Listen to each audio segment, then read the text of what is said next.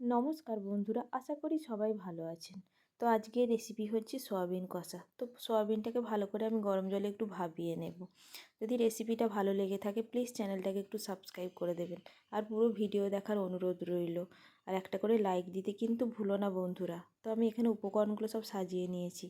তো তখন প্রথমে আমি মশলাটা একটু বেটে নেব। সামান্য একটু আদা দিয়েছি আর 3-4 কোয়া রসুন দিয়েছি, 2টো শুকনো লঙ্কা দিয়েছি আর 1 চামচ জিরে দিয়েছি, দিয়ে ওটাকে একটু পেস্ট বানিয়ে নেব। তো সয়াবিনটা আমি আগে থেকেই ভাপিয়ে রেখেছিলাম।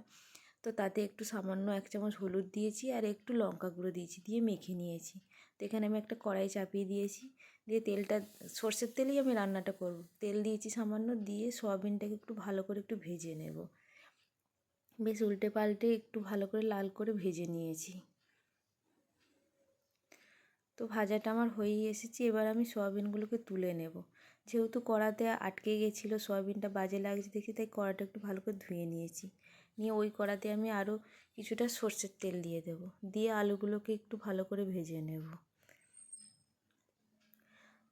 তো তরকারিতে যদি আলুটা দেওয়া হয়, মাংস বলুন বা এই সয়াবিনের তরকারি, যদি আলুটা একটু ভেজে নেওয়া হয় খেতে ভালো লাগে, তাই আলুটা একটু ভেজে নিলাম। তো ওই কড়াতেই আমি যেটুকু তেল ছিল ওতেই রান্নাটা করব। তাতে ওতে 2টো গরম মশলা দিয়ে দিয়েছি একটু, আর একটা তেজপাতা, 2টো শুকনো লঙ্কা আর সামান্য গোটা জিরে দিয়েছি ফোড়নে। দিয়ে ফোড়নটা যে হয়ে গেছে, আমি তখন পেঁয়াজটা কেটে রেখেছিলাম আগে থেকে, ওটাকে দিয়ে দেব। দিয়ে পেঁয়াজটাকে একটু ভালো করে ভেজে নেব। তো দেখুন পেঁয়াজটা ভাজা হয়ে গেছে। এবার টমেটো আর ক্যাপসিকামটা কেটে রেখেছিলাম, ওটাকেও দিয়ে দেবো। আমি এখানে একটা মাঝারি সাইজের টমেটো নিয়েছি, আর একটা গোটা ক্যাপসিকাম তো তরকারিতে দেওয়া সম্ভব নয়, তাই আমি আধখানা ক্যাপসিকাম দিয়েছি। দিয়ে টমেটোটা, ক্যাপসিকামটা আর পেঁয়াজটা ভালো করে একটু ভেজে নেব। তো ভাজাটা হয়ে গেছে, দিয়ে দেবো রসুন, শুকনো লঙ্কা, জিরে আর আদা দিয়ে যে পেস্টটা বানিয়ে রেখেছিলাম ওটা দিয়েও বেশ কিছুটা সময় নেড়ে চেড়ে নেব, যাতে আদার আর রসুনের কাঁচা ভাবের গন্ধটা চলে যায়। তো ভাজাটা হয়ে যেতে এবার আমি একে একে গুঁড়ো মশলাটা দিয়ে দেবো। প্রথমে এক চামচ হলুদ গুঁড়ো দিয়েছি, আর সামান্য একটু কাশ্মীরি মির্চা দেবো কালারের জন্য। যেহেতু আমি শুকনো লঙ্কা 2টো বেটে দিয়েছি, তাই গুঁড়ো লঙ্কাটা আর দিচ্ছি না। দিয়েও বেশ কিছুটা সময় ধরে একটু কষে নেব।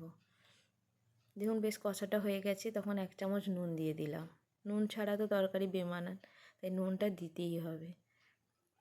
দিয়েও বেশ কিছুটা সময় ধরে একটু মশলাটা ভালো করে কষিয়ে নেব। দেখুন কী সুন্দর তেল ছেড়ে গেছে, বেশ কালারটাও ভালো এসছে। তো আমি আগে থেকে যে সোয়াবিনটা ভেজে রেখেছিলাম ওটাকে দিয়ে দেব। সোয়াবিন আলুটা একসঙ্গেই দিয়ে দিলাম আর কি, দিয়ে এবার বেশ কিছুটা সময় ধরে একটু কষে নেব। যেহেতু আমি সোয়াবিন কষা করছি, এতে আপনারা আলু নাও দিতে পারেন, কিন্তু আমি একটু আলু দিয়েছি। যেহেতু এটা রুটি দিয়ে খাবো, তো একটু আলু না দিলে বেশ ভালো লাগবে না। তরকারিতে একটু আলু দিলে বেশ মাখা মাখাও হয়, কিন্তু আপনারা করলে আলু ছাড়াও করতে পারেন। দিয়েও বেশ কিছুটা সময় ধরে একটু কষে নেব বেশ।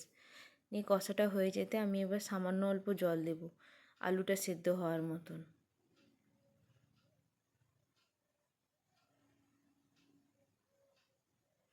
তো জলটা দিয়ে সোয়াবিনের সঙ্গে আর আলুটার সঙ্গে বেশ মিশিয়ে নিলাম, দিয়ে এবার ঢাকনা দিয়ে দেবো। ঢাকনাটা দিয়ে বেশ কিছুটা সময় ধরে একটু ফুটিয়ে নেব।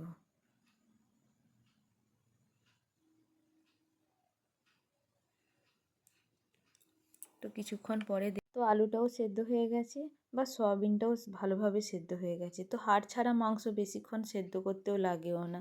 তো বাচ্চারা এটা কিন্তু খেতে খুব পছন্দ করে। তো নামাবার আগে 1 চামচ গরম মশলা দিয়ে দিলাম, বেশ খেতে ভালো লাগে বা গন্ধটাও ভালো ছাড়ে। দিয়ে বেশ কিছু, দেখুন আমার সয়াবিন কষাটা বেশ হয়েই এসেছে, বেশ মাখামাখাই হয়েছে। এটা লুচি, রুটি, পরোটার সঙ্গে খেতে কিন্তু দারুণ লাগবে। এইভাবে একবার করে দেখবেন বন্ধুরা। যদি সয়াবিন কষার রেসিপিটা ভালো লেগে থাকে তাহলে একটা কমেন্ট করবেন। আবার চলে আসবো কোনো নতুন রেসিপি নিয়ে। তো বন্ধুরা সবাই ভালো থেকো, টাটা।